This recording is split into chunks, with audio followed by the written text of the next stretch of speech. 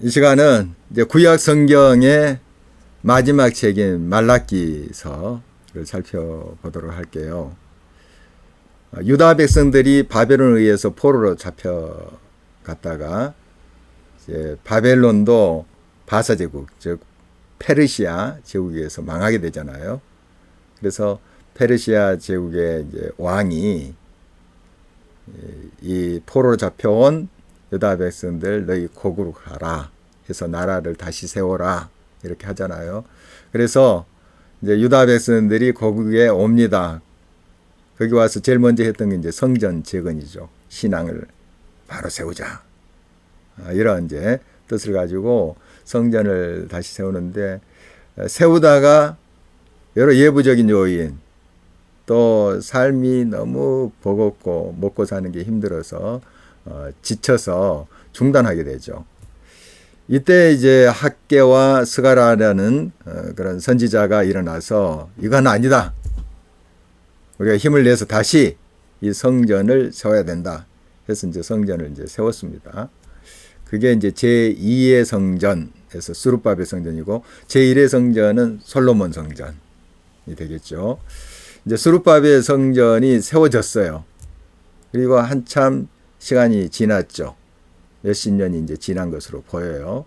이때 유다 백성들이 좀 신앙적으로도 많이 해이해지고, 또 삶은 굉장히 여전히 빡빡하고 힘들었어요. 그러니까 이 하나님에 대한 열정도 식어지고 하는 모습을 보여요. 이때 이제 말라기 선지자가 그들의 이제 타락, 또 그들의 잘못, 죄를 이제 지적하면서 하나님께 돌아오라 촉구하는 내용이 이제 말라기서인데요. 이제 전반부는 그런 유다 백성들의 타락상, 그리고 이제 후반부로 갈수록 그러나 하나님께서 하나님의 백성들을 회복하신다. 메시아를 보내셔서 다시 그들을 세우신다 하는 희망의 메시지를 주고 있는 것이 말라기서입니다.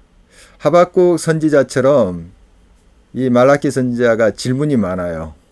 그리고 하나님 앞에 막 좀 따지듯이 그렇게 이야기하기도 하고 하는 모습 보게 되는데, 이제 한 몇 가지가 이런 하나님과의 대화 속에 이제 드러나게 되는데, 하나님이 내가 너희를 사랑하였노라. 그런데 왜 이렇게 너희들 지금 신앙의 열정이 식어지고 나를 향한 그런 처음 사랑을 잃어버렸는가? 그리고 내가 너희들의 아버지인데 나를 공경함이 어디 있느냐 대체. 너희들 지금 예배하는 거 지금 온전한 예물을 드리지 않고 흠이 있고 잘못된 것을 드리면서도 그 죄를 알지 못하는, 바로 그런 것이 나를 공경함을 지금 표현하지 못한다 하는 것을 이제 지적하고 있는 거죠. 이때 그들이 또 대답을 합니다. 우리가 언제 그렇게 했습니까? 하는 식으로. 그 죄를 뉘우쳐야 되지 않겠습니까? 하나님이 지적하면 정말 하나님 잘못했습니다. 정말 우리가 하나님 앞에 바르게 응답하지 못했습니다. 이렇게 회개하고 돌아와야 되는데 언제 그랬습니까? 이런 투예요, 계속. 이게 이제 말라기 선지자 개인의 그런 태도가 아니라 지금 그 유다 백성들, 하나님 백성이라 하는 그런 사람들의 이제 태도죠. 언제 우리가 하나님을 공경하지 않았습니까? 그리고 또 여러 말로 불평하고 원망하고 하는 말을 쏟아내는 그 백성들 향해서 이제 너희들이 말로 나를 괴롭게 했다. 이런 이제 하나님의 지적에 우리가 언제 괴롭게 했습니까? 또 이렇게 이제 부인하는 그런 이제 모습을 보이고 있습니다. 그리고 또 너희가 내 것을 도둑질하였다. 이건 무슨 말씀이냐 하면 11조에 대한 말씀이에요. 온전한 11조를 너희들이 바치지 않았다. 했더니 또 그걸 좀 인정하면서 회개해야 되는데 또 반문하고 하는 모습을 보게 됩니다. 11조에 대한 강조가 이 말라기서에 굉장히 두드러져 있는데 특히 3장 10절 이런 말씀하죠. 너희가 온전한 11조를 창고에 들여 나의 집에 양식 있게 하고 그것으로 나를 시험하여 내가 하늘문을 열고 너희에게 복을 쌓을 곳이 없도록 붙지 아니하나 보라. 11조는 어떻게 보면은 우리들에게 부담이 된다고 느껴지지만 사실 복의 통로죠. 하나님께 드릴 때 하나님이 부어주신다 하는 약속의 그런 그 고리가 또 그 통로가 이 11조 아니겠습니까? 우리를 위한 것인데 이렇게 말하고 있는 그 유다 백성들의 모습을 보게 됩니다.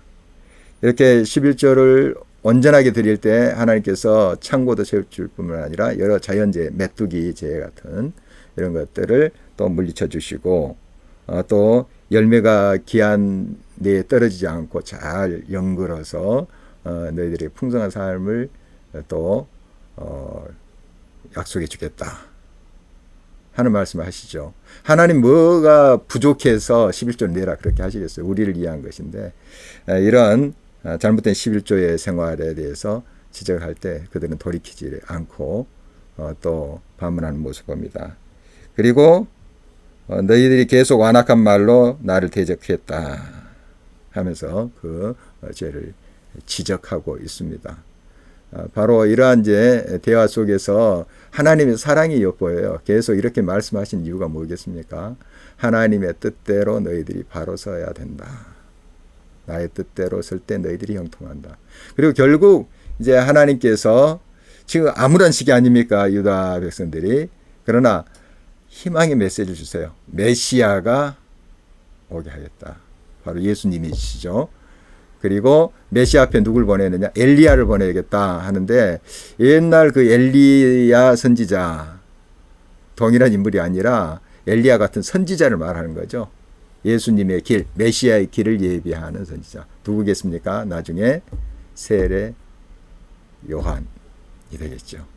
이 희망의 메시지로 이 구약 성경이 매듭짓고 있는 것을 보게 됩니다. 감사합니다.